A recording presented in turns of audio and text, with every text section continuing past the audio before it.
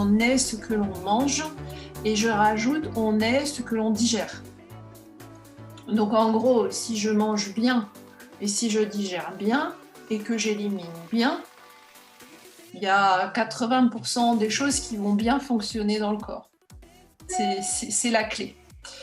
Alors, on commence toujours par le système digestif. Pour résumer, je dis que le système digestif, c'est un long tuyau qui commence là, à la bouche, et qui finit là-bas, à l'anus. Et il y a différentes étapes, il y a différentes phases avec différentes fonctions. Mais tout ça, c'est le même tuyau.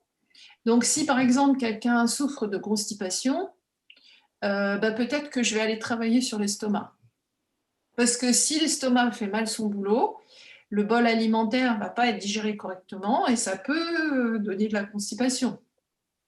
Ou peut-être je vais m'occuper du pancréas, ou peut-être je vais m'occuper de la vésicule biliaire, etc. On ne peut pas découper, c'est un ensemble. Voilà, en gros. Donc ça, c'est un schéma important à mémoriser. C'est assez simple. Il n'y aura pas d'interro écrite, vous inquiétez pas, mais voilà, ça vous donne une bonne idée de ce qui se passe. Donc la flore de la bouche, ça se travaille et ça se soigne aussi. Quand on a une flore de la bouche qui est perturbée, ça peut donner une mauvaise haleine qu'on appelle l'halitose, avec un H, halitose. Alors, si c'est qu'un problème de bouche et qu'un problème de flore de la bouche, on peut donner des probiotiques dans la bouche. C'est-à-dire qu'à ce moment-là, je fais ouvrir une capsule et je dis à la personne de la laisser fondre doucement, enfin de laisser fondre les probiotiques qui ont en général un bon goût, hein, c'est un goût de yaourt en gros, ou de levure. Donc vous les laissez sous la bouche. Dans l'idéal, ce que je fais faire, c'est que je dis aux gens de le faire avant d'aller se coucher, au moment où ils s'endorment. Coucou, petit garçon. Et de s'endormir parce que comme ça peut rester longtemps. Plus ça va rester longtemps dans la bouche sans passer par l'estomac, plus ça va avoir un effet. Donc vous pouvez le faire avec n'importe quel probiotique. Je vous ai mis ici une référence de probiotique qui s'appelle Probiota Sensitive, qui est fait pour la bouche spécifiquement. Je vous ai marqué le lien aussi pour commander ces produits parce que certains, on ne les trouve pas en magasin bio et celui-ci en particulier, on ne trouve même pas sur les sites français, il faut aller sur un site anglais. Bon.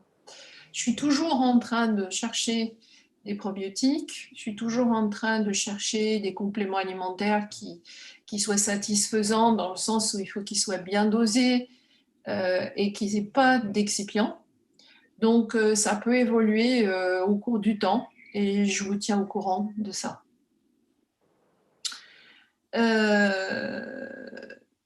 L'intérêt aussi de ce probiotique-là, c'est qu'on peut le donner aux gens qui suivent GAPS parce qu'il n'y a pas de sucre, il n'y a pas de fibres, enfin, ça correspond bien. Ce que je fais aussi par rapport à la bouche, mais alors ça, vous allez m'entendre et me réentendre en parler, parce que c'est tellement devenu une répétition dans mes cours qu'on pourrait presque en faire une chanson. Il y a 2 produits qui vont revenir tout le temps, que je donne à pratiquement tout le monde. C'est l'huile de foie de morue et le quinton. L'huile de foie de morue, pourquoi? Parce que c'est une huile donc animale qui est riche en vitamine A, en vitamine D, en vitamine E et en vitamine K2. Et la recherche montre que la vitamine D a besoin de la vitamine K2 pour être absorbée. Et aussi que la vitamine A doit s'équilibrer à la vitamine D pour être absorbée et pour ne pas être toxique. Plus vous allez alcaliniser l'estomac, moins vous allez digérer. Ah oui. Mais oui, il faut que l'estomac reste acide. Après, il faut s'occuper des raisons, comme je vous l'ai dit, pour lesquelles ça remonte. Ça, c'est pas normal. Mais il ne faut pas stopper la fabrication naturelle de l'acidité par l'estomac. vous n'allez plus rien digérer. Ça va être de pire en pire. Et c'est souvent ce qui se passe avec les gens qui prennent des IPP. Quand ils comprennent ce que je leur explique et qu'ils veulent arrêter, ils ne digèrent plus. Et ils ont de plus en plus d'acidité qui remonte parce que le corps, il ne sait plus ce qu'il faut faire. Et ils ont un effet rebond, en général. Donc, la manière de faire, ça se fait. Hein. J'ai accompagné plusieurs personnes là-dedans.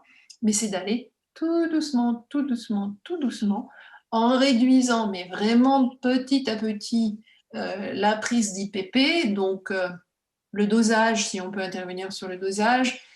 S'ils prennent du 40 mg, on casse le truc en deux, ça fait du 20 mg. S'ils ne peuvent pas casser le truc en deux, on fait un jour sur deux. Il faut vraiment aller tout doucement en même temps que je les rééduque à manger correctement. Comment on peut savoir si si j'ai bien compris, facteur Sec? intrasexe fonctionne bien? Est-ce qu'il y a un test pour ça ou pas? Non. En fait, non. pour savoir en fait si j'absorbe bien la B12. Alors, il faut la tester, déjà la B12, dans le sang. Et vous allez avoir deux cas de figure, trois. Elle peut être basse, haute et normale. Si elle est basse, évidemment, il y a un manque, donc vous supplémentez. Si elle est normale, ça va. Si elle est haute, ça ne veut pas dire que vous en avez assez. Ça veut dire qu'il y en a trop dans le sang, donc vous l'assimilez mal. D'accord. Voilà. Alors, les normes des labos ne sont pas bonnes. Je vous apprendrai ça aussi dans mes cours. Les normes des labos, en gros, elles sont faites pour détecter la maladie. Les normes des labos qu'on utilise, nous, en médecine naturelle, qu'on appelle la médecine fonctionnelle, parce qu'on veut que le corps il fonctionne de manière optimale, elles sont plus strictes, un peu différentes. Pas tous les marqueurs, mais certains marqueurs. La vitamine B12, c'est un des marqueurs très importants. Pour vous donner une idée, le labo lambda, il va vous donner une fourchette de 200 à 900 milligrammes par décilitre de sang. Et nous, en médecine fonctionnelle, on veut que ce soit entre 500 et 900. Voilà. Donc, si c'est entre 500 et 900, c'est bon. Si c'est en dessous de 500, vous êtes déficient. Et si c'est au-delà de 500, sans en prendre, parce que quand on en prend, on peut voir les taux monter. Donc, avant de vous tester, arrêtez une semaine, faites le test de sang. Et si c'est excessif, c'est que vous ne la fixez pas. D'accord. Excessif, c'est au-dessus de combien pour vous? Au-dessus de 900. De 900, d'accord.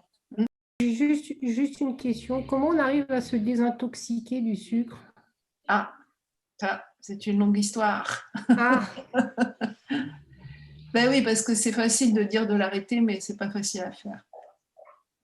Je vais vous donner un truc qui marche. C'est une plante qui s'appelle le gymnéma. Gymnéma sylvestre. Bonsoir, bonsoir à toutes celles qui vont se coucher. Bonsoir.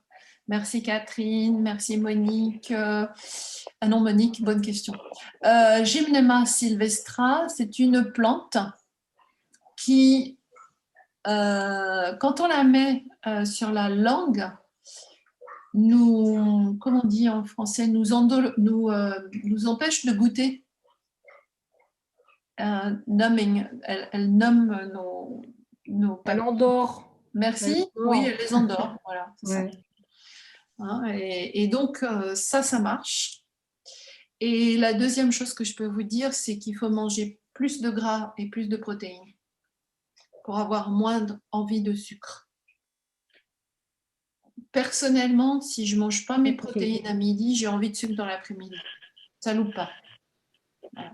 Donc, il y a la cannelle aussi qui peut être une bonne alternative pour un petit peu apaiser les envies de sucre aussi. C'est vrai, la cannelle, on me l'a dit il n'y a pas longtemps, justement dans un autre groupe. Et ouais, merci de préciser ça. Je ne l'ai pas utilisé, mais ça a l'air de marcher. Je vous dirai ça la prochaine fois. Voilà. Et en plus, la cannelle, elle fait baisser le taux de sucre, donc elle est intéressante. Et elle est antifongique, antibactérienne. C'est génial. Elle a tout pour plaire.